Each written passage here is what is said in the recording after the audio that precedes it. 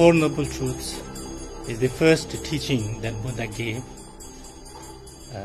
to the five first students of his in Sarnath, India, near Varanasi. And that's also the main teaching of Buddhism.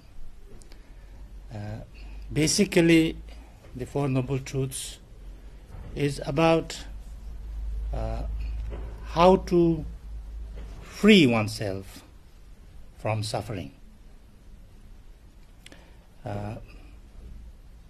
Because it's understood that main wish for every sentient beings is to free oneself from all kinds of suffering, pain, and dissatisfaction. The first noble truth is the noble truth of suffering, which is the problem. To understand the problem is the first step towards the solution of the problem. So therefore he discussed about this suffering. It's not to say that life is suffering, but there is suffering in life.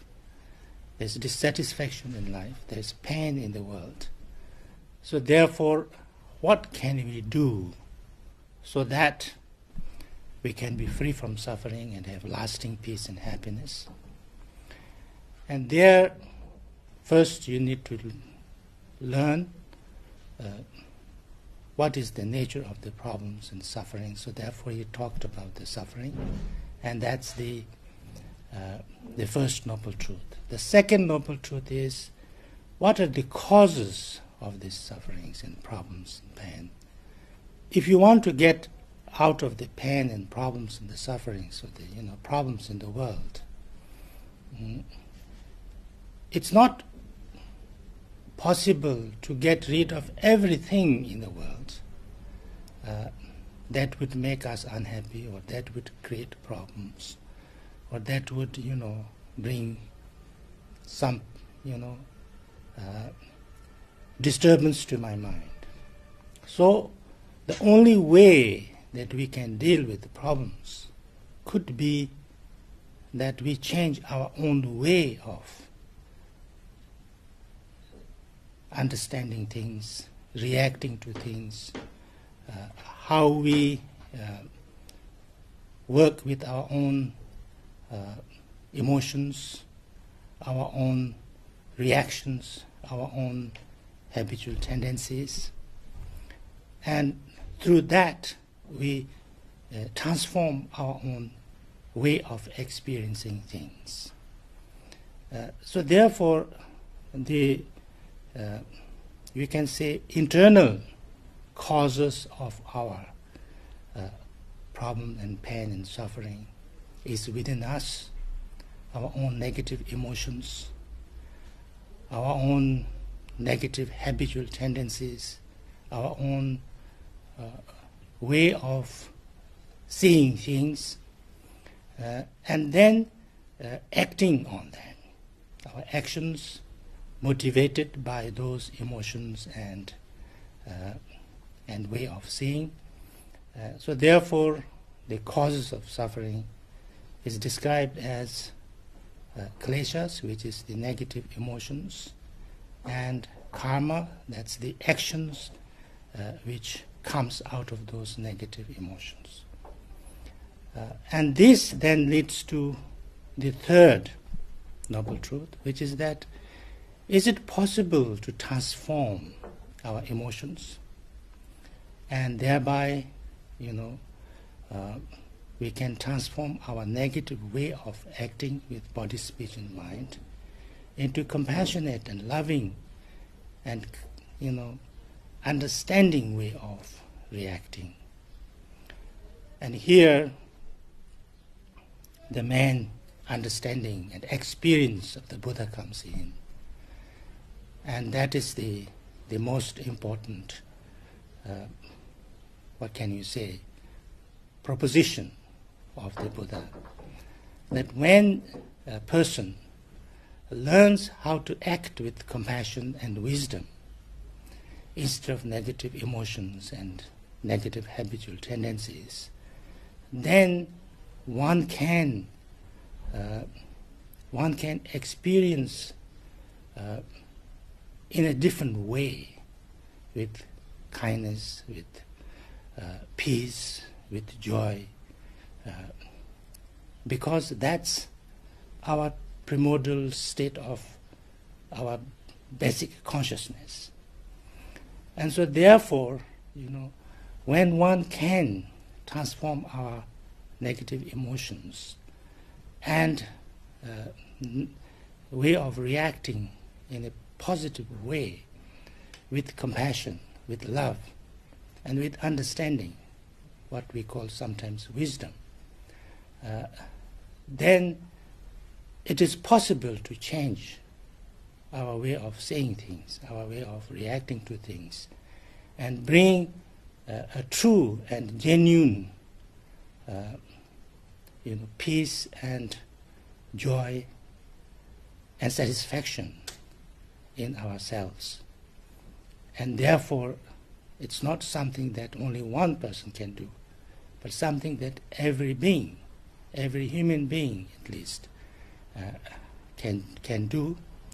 So therefore, this is the third noble truth, which is the cessation of suffering. And once you find that possibility, then there must be a way, there must be a method of training oneself to work on this, how to develop our positive way of being, our compassion, kindness, and our wisdom. And this is the path, the last noble truth, the path. And here Buddha recommended first the 8 noble paths. And it starts with right view, which is on how to look at things, how to see things in a clear and right way. How to dispel our confusion, ignorance, and look at things with reason, without any kind of confusions and ignorance. And then, if we have this view a little bit more clearer, develop and learn, and slowly kind of develop this view, then we work on the right conduct of body, speech, and mind. And these 3 things are what we call as right thoughts, right speech, and right action. And work on how to act with our body, speech, and mind in a positive way. And that leads to the right livelihood, that we not only sometimes act in a positive way, but we learn how to earn our living, how to spend our life with a profession, with a job that's also positive and good and beneficial to ourselves and also the others. And then this leads to 2 most important things, right effort and right mindfulness. And right effort is how to practice in the right way, not too much, what can you say, a struggle, not too much pushing ourselves, but generating more motivation, more interest, and more joy in doing positive things. And then the right mindfulness, that we try to become more clear, more conscious, more mindful about how we live, how we think, how we speak, how we act. And through that, then we lead into our meditation, that to tame our mind, to work on how to bring peace and tranquility to our mind, but not only that, but also wisdom. Wisdom meaning that you know how to deal with any situation and every situation. And when we can do these 8 things, work on these 8 things and become a little bit better, then it's understood that we can have a more peaceful, more joyful, and more purposeful life for ourselves, and can also be more useful and more beneficial to the others.